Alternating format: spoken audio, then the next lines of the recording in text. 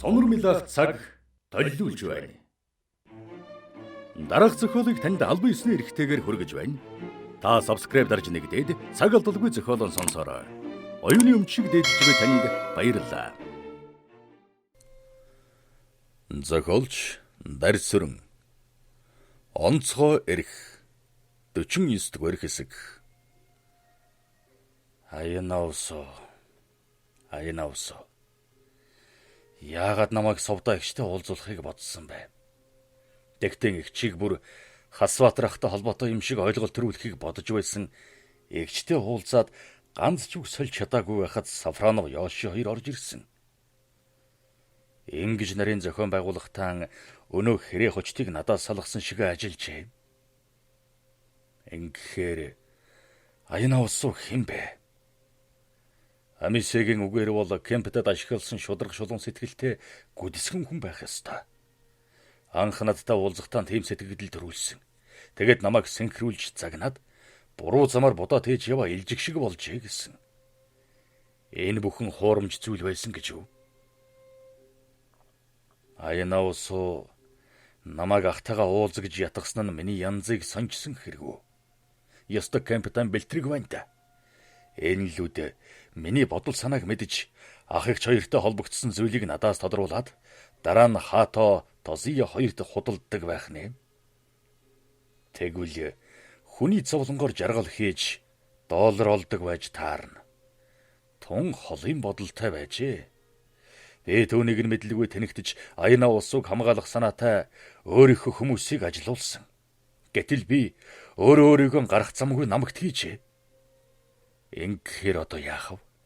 Аянаусо Сафронов хоёрыг өөрийн аргаар устгах хэрэгтэй.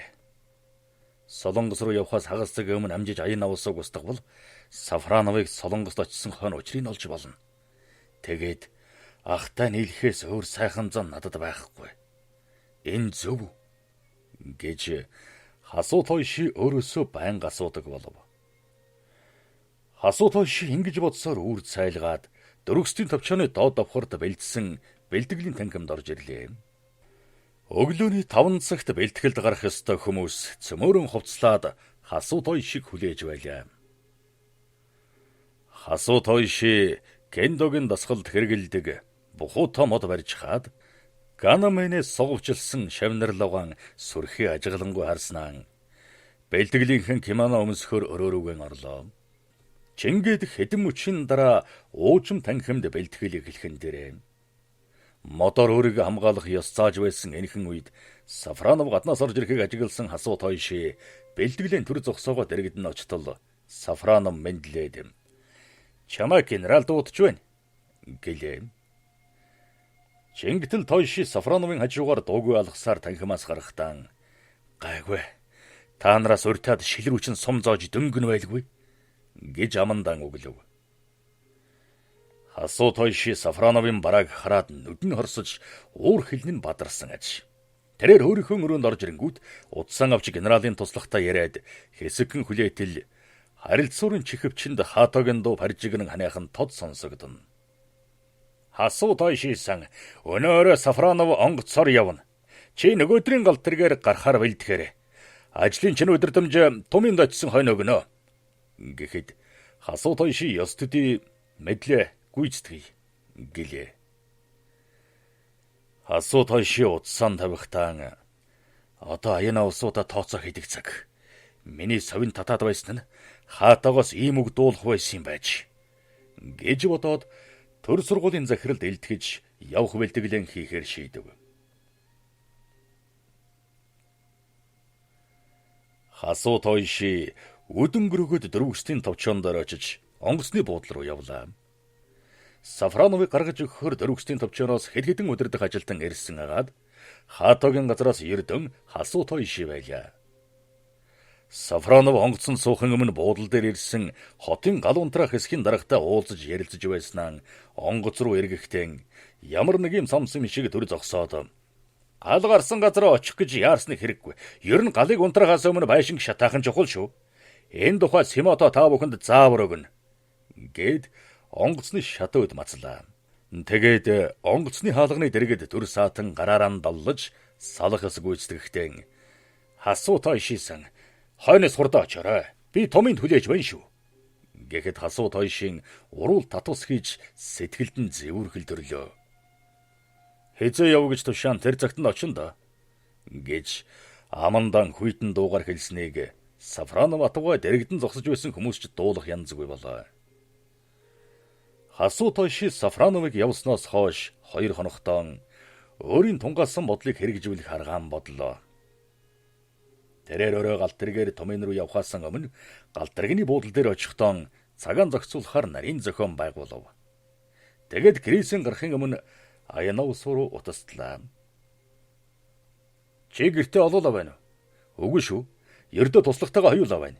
Тэгээд туслах маань одоо гэрлэгөө явна. Би танад очимоор байна. Тэгтээ ганцаараа биш, гуруулаа очино. Би тэгээд цаад хоёрыг чинь таних юм уу? Үгүй үсттэй. Саяхан харбинд ирсэн хөөхнүүд. Тэгвэл сайхан хэрэг байна. Шин танилтай болно гэдэг чинь эр хүний жаргал шүү дээ. Чамайг харбины хөөхнүүдээс уйдсан байх гэж бодоод л. Хасуу тойшисан. Чи уг нь далдыг мэддэг хүнсэн дээ. Намайг юугаар дутгийг чи мэдэх хойно. За чи одоохон хүрээд ир. Манай туслах сая гарчихлаа. Би та нарыг хүлээж бай. Гэхэд хасуу тойши утсaan тавиад гүнээ санаалдав. Тэрээр Аянаус уганд очоод Ердөн 10 мөчийн дотор санснаа амжуулаад гарах ёстой. Тэгээд үүдийг нь сайн цоожлоод гал тэр хөдөлгөөс өмнө буудлын дээр очиж байдлыг ажиглах хэрэгтэй. Хасуу тойши Грисийн гарахын өмнө гал тэргийн буудлын руу юмыг хүргэж өгөх туслахтайгаан уулзаад гал тэр хөдөлгөөд цаг гаруй хугацаа үлджээ. Тэгэхээр чи юмаа аваад гал тэргийн буудлын дээр очингуудаа унаага над руу явуулчихаарай. Би төв шуудангийн хавьд жолоочийг хүлээж байх болно. Би одоохон нэг эмэгтэйтэй уулзч чадрыг. Дарга нар намайг асуух юм бол аятайхан шиг аргалаад хэлчих нь биз. Чи намайг буудлын дээр хүлээж угаарай. Гээд Грис гарлаа. Аянаусуугийнх төв шуудангаас холгүй байдаг болохоор хасуу тойши цагтаа таруулахын тулд тайван гэлдэрсээр Аянаусуугийн байшингийн дэргэд очиж хэсэгхэн зогсон гудамжийг ажиглаад хаалгын тогшлоо. Аянаусуу хаалга онгойлгож өнгөтэй нэмсгэлсээр "За чи яагаад ганцаараа ирвэ?" гэж асуулаа. "Нөгөөдөл ингэсхийгээд ирнэ." Гэт хасуу тойши зочдын өрөөнд орохдоо гар бууныхан гэрний төвчийг тайлав. Аянаусуу нөгөө өрөөнөөс орж ирэнгүүт ханыхан шүүгээр эргэж "Чи хувцас өнгөлөөж. Хасуу тойши чи хатвах юм уу?" гэлээ. "Сакэ дээр биз дээ." гэж хасуу тойши хэлэхэд дуун өнгөн хүйтэн хөндөй болохыг Аянаусуу төвгүй мэдлээ. Аянаусуу шилтээ сакэ хундаг барьсаар хасуу тойшигийн дэргэд суугаад сакэ хундаглахтаа "Сафронов Солонгос руу явсан гэлөө. Харин чи хэзээ явах гэж байна?" гэхэд хасуу тойши Аянаусууг ширтсээр "Намайг явах өдрийг энэ мэдээгүй гэдэг юу л бол яг мэдээгүй юм ихэд тоомлож л баймаар юм да. Сонжилт байж магадгүй. Хан ширээрв Сафронов Йоши хоёрыг сувдаагаас төрүүлж явсныг энэ мэдж байсан. Дүүн шигийн Сафроновын зорилгыг надаас илүү мэдж байгаа биз гэж бодлоо. Хан ширээгийн сүрлийн өмнө Сафронов Йоши хоёр тийшээ явсны адилаар одоо зуузаа холбоод Томин руу явсан. Тэгэхээр одоо миний ээлж болсон юм байлгүй дээ гэж хэгжүүхэн янзтай хэлээд хундахтай сакэг авлаа. Аянаусуу энэ үгийг сонсоод адсан шалаанд оров. Тэрээр хундагныхан бөөрийг хурууныхан өндгөр өрж суухтаа "За энэ чинь эгзэгтэй хэрэг. Би одоо яах ёстой? Амьдрал ахынхан үннийг олж харсан хасуу тойшиг аврахгүй бол залуунаасаа хүний гарт алдна. Тэгээ зогсохгүй ахынх нь амь насанд халтай. Гэтэл ийм асуудлыг би ганцаараа толгойдоо шийдэж болохгүй. Чухам одоо л Рожусайтай холбоо баримаар байдаг. Гэтэл холбооч нь харин дэрээгүй шүү дээ гэж бодно. Аянаусуу чингэж бодсоор хэсэг дуугүй байлаа. Тэрээр юуны өмнө хасуу тойшид Улаанбаатарт очиж ээжтэйгээ уулзсан сувдаагийн тухай сонсгомоор санагдана. Ингэж хэлэх нь Аянаусуугийн эрх мэдэлд таарахгүй. Гэхдээ тухайн нөхцөл зайлшгүй хэлэх байдалд хүргэвэл түүний учир холбогдлыг тайлбарлахаас өөр аргагүй гэдг нь илэрхий. Аянаусуу сан Чи яагаад усанд хаячихсан чулуу шиг таг болчихов? Миний үгийг сонсоход зөвүүн байна уу? Гэж асуух нь цаанаа зөвүүн ажээ. Аяна усуу сакэ хонdoглоод хэсэг дуугүй суугтан хасуу тойши яагаад ийм үг хэлв? Царай зүс үг ярианы өнгөнд цаанаа югсэн байдалтай мөртлөө хонцгонсон шинжтэй гэж бодов. Харин хасуу тойши аяна усууг дуугүй дөмбгөр байгааг хараад дургүй хурч. Та нарын бодлоор бол манай удам самурай нарын эмтан мис сумны золион сүрэх ёстой байх нэ гэж багтарсан дуугаар хэлсэн хасуу тойшиг ширтэд зуусан аяна усуу түүний уур омгийн учрыг сая ойлгов. Тэгээд хасуу тойшин үг яриа харц нүур царайны өөрчлөлтөөр түүний бодлыг багцаална.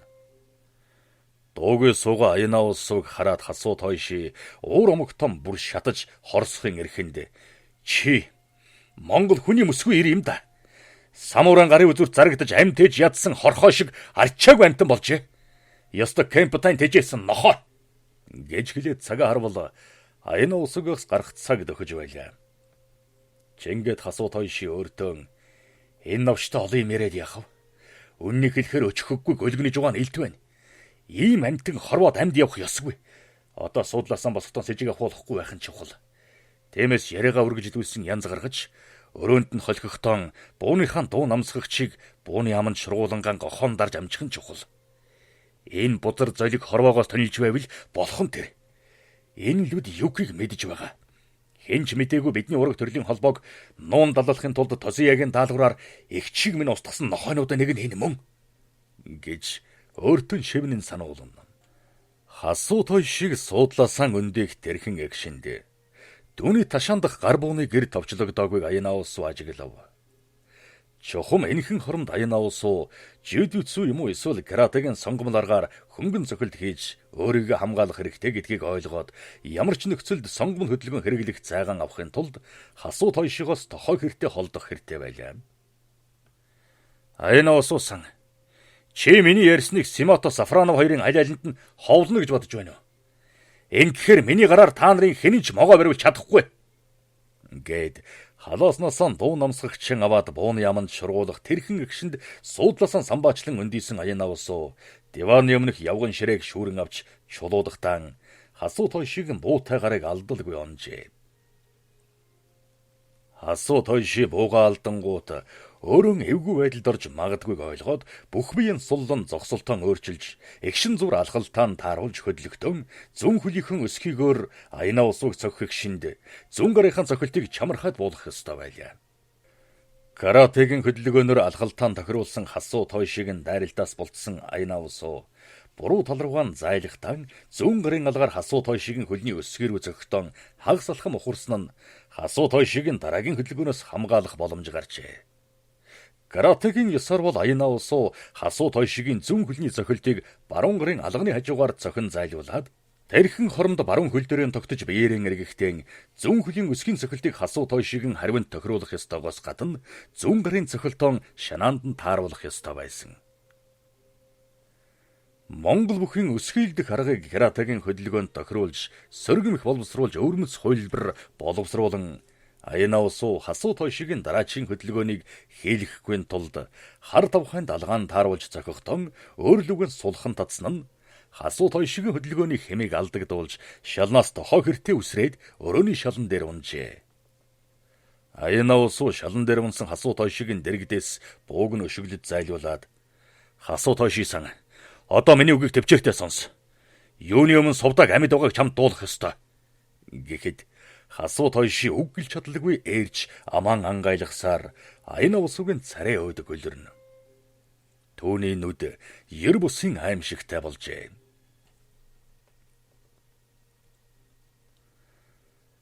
Томиган умард солонгос далдарсан Бэгту сон хэмээх галтуулын ойролцоогоос их авсан энэ гол хятад солонгосын хөлийг зааглан урссаар зүүн хойд хэсгэрийн зөвлөлтийн алс дорнод манжуур солонгосын хөлийн уулзуур бэлчээр болдог ажээ.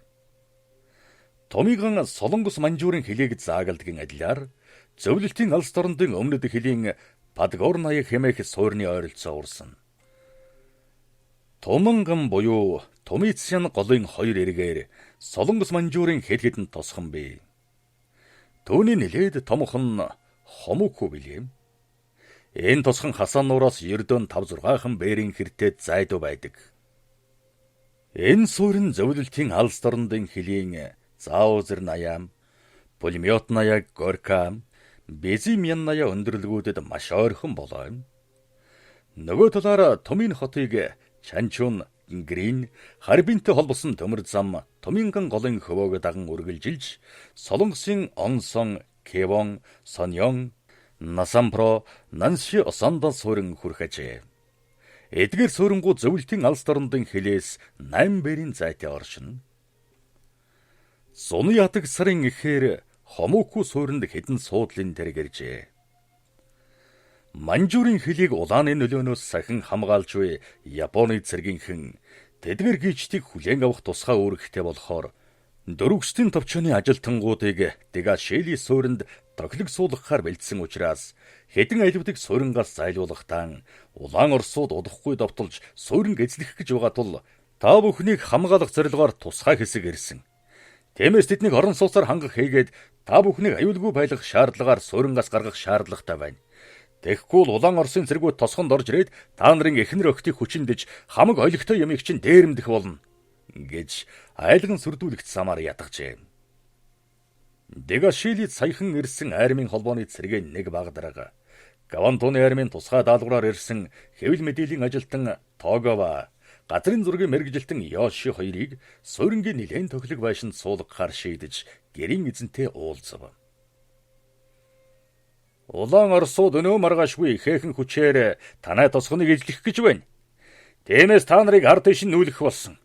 Гэхэд Япон багдарга Кобаяс шигэн шаардлагыг үл зөвшөөрсөн гэрийн эзэн өвгөн манай үгдээдээс энэ сууринг анх байгуулсан учраас үгсэн жиндэн өхөн тосгоноос гарахгүй гэлээ.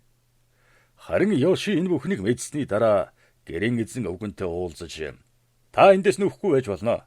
Гэхдээ манай талаас тавьсан шаардлагыг та биелүүлэх ёстой. Та энэ газар нутгийг болон Оросын хасан нуурын орчмыг хизээнээс Манжуурын нутаг байсан гэдгийг баталж өгөх хэрэгтэй. Үүнийг биелүүлэх юм бол эндээс дөрвөх хэрэггүй. Харин эс биелүүлэх юм бол манай цэргийн нууцыг хадгалах хуулийн дагуу таныг тусгай заасан нутагт шилжүүлэх болно гэж сүрдүүлжээ. Тэгээд холбооны багдарга Йоши Тогова хоёрыг өөр байшинд байрлуулав. Йоши-сан, та Хасуу Тойши Сафранов хоёрыг хүлээхээр шийдвэ үү? Эсвэл ажлаа шууд эхлэхээр шийдвэ үү? гэж Тоговаг асуухад Йоши тэднийг хүлээнэ гэлээ. Тогова энэ хэдэн жил Симотогийн буйнаар айжимэх зүрхшин шимшрэх аюулгүй овоо амьдарсан. Тэгээд ичнээний гүнд хурсан айдас хүйдэс арилж айхимэхийн аюулыг мартаад Аяна усуу хэмээх буянтын нэрийг санахан болсон билээ. Тогова Өвөр Монголын зүүн хойд нутагт Японы эзэн хааны армиас явуулж байгаа улс төр эрхчлөөний тухай сурчлах албандаан чармаан зүтгэж хэдэн жилийн өмнөх нүглэн цагаатгаа зогссонгүй хошууч цол хүртжээ. Тогова ингэж дэвшсэн явдал бол Сүнэт гушууны ван Дэмчиг Донров нэлээд дэмжлэг үзүүлсэнд оршино. Тогова 2 жилийн өмнө эмхлэн цэгцэлсэн Өвөр Монголын засгийн газрын дэргэд байдаг Япон зөвлөхийн бөөрөнд хавчуулагджээ. Тэгээд Өвөр Монголын засгийн газар гэгчийг эмхлэх ажилд хүчин зүтгэсэн билээ. Тэрээр Дэванд дотн хандаж түүний холын хамаатан нэгэн бүсгүйтэй дэр нийлүүлсэн боловч албан үргэнхэн дагуу нууцлж билээ. Харин сарын өмнө Кавантуны армийн жанжин Уэда дуудаж алс дорндод болох нэгэн гайхамшигын талаар Токио болон Манжуурын бүх сонинд мэдээлэх үүрэг өгсөн юм. Ингээд анхны томилтоор Хомуку суурьнд ирж байгаа нь энэ ажээ. Сафранов тэр хоёр хунчунд очих ёстой. Тэгээд наашаа ирэх юм. Хунчун. Гүүнийг чинь их сонссон байх чинь вэ? Тоговасан. Та чинь армийн томоохон сурвалжлагч байж хунчуныг мэдэхгүй байна уу да? Гэхэд Тогова амандан хунчун гэж давтан өглөн. Тоговасан. Та 1886 онд Орос хятад хоёрын хооронд байгуулсан гэрээг мэдэх үү?